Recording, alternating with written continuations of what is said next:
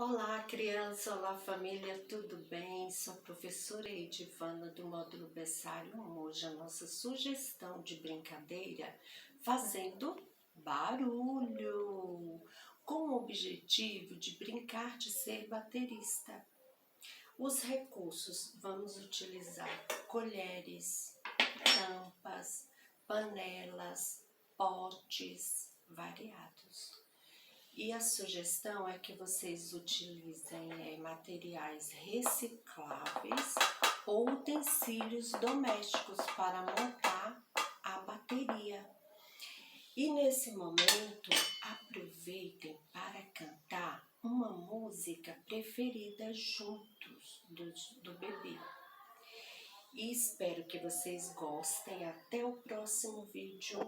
E essa atividade se encontra no Trilhas de Aprendizagem, volume 2, de 0 a 3 anos. E comentem, se possível, na plataforma. Tchau, beijos!